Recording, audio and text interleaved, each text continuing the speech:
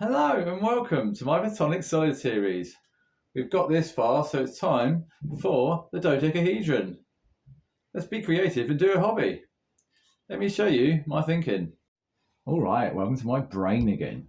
Here is what I'm thinking. All right, the dodecahedron. It has 12 faces and 30 edges. It's made up of pentagons. Pentagons have corner angles of 72 degrees. An interesting fact about the pentagon is the edge length is, if the edge length is 1, the cross length is phi, or the golden ratio.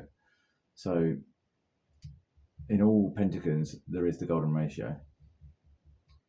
The two faces of a dodecahedron meet at 116.6 degrees, which obviously won't be made out of square timber very easily. To make it out of square timber, we're going to truncate it again, and the angle you need to draw on your outside face is 58.3 degrees, and the other angle is 69.1 degrees to make your compound angle. I would round those to your nearest 0.5 degrees. The angle you want to cut this, if you're going to use your circular saw, you'll notice I haven't written it on, is 18 degrees, which is a far rounder number to be cutting to. Now, on this shape, obviously there's 30 edges, so that's 30 pieces, each piece being cut 4 times. That means you've got 120 cuts, which all could be ever so slightly off. So the compound error on a shape as complicated as this is quite high. So accuracy is good. A slightly different jig this time. This is the jig I made for the dodecahedron. Because the angles are quite not as acute as they are for the others, it was better to make the jig flat. To do this one, I drew one of my angles across this way, the outside face angle here, and the outside face angle here, and then the inside angle there and there. And then I would put in a piece of wood, a bit like that. For this one, I think I did it this way up, so this is the outside face. Put that in, so then I would saw and saw, take it out, turn it round, saw and saw. Obviously this is yet again because I lost all my footage, I'm showing you in post.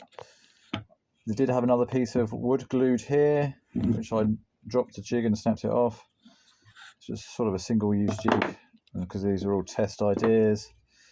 120 cuts.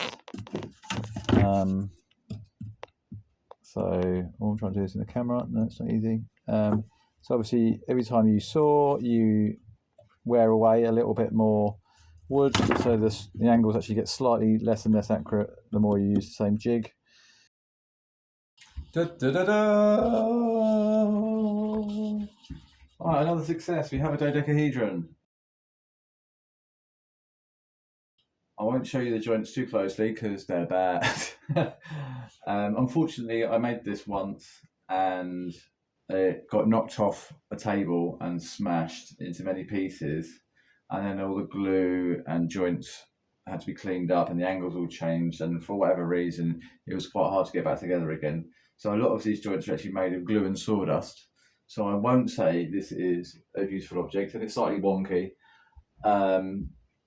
But the angles were right. It's just that it's gone back together. It took me 3 attempts to glue it together again in the end. So that was multiple glue cleanups. And I've actually reinforced the joints on this one with, I drilled through and put bamboo skewers, kebab skewers, glued in as mini dowels to help strengthen it. And that's really worked. It's quite strong now. And I have dropped it since and it hasn't fallen apart.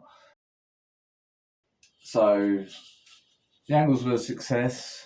I think the final object isn't so much of a success, but however, I have made it. It's good enough for a paint job, which is always the original plan.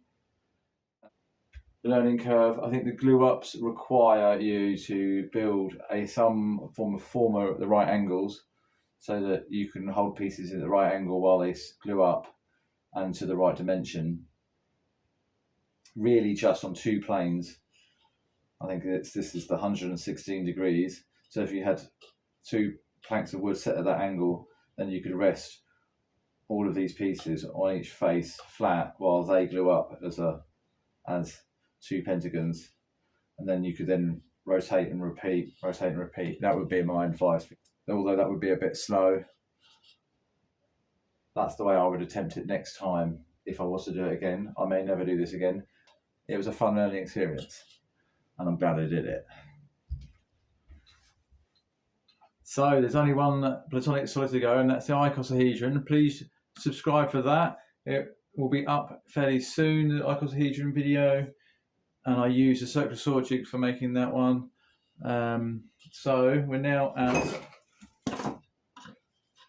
4 platonic solids of the 5. All it's all for me the time to say is bye.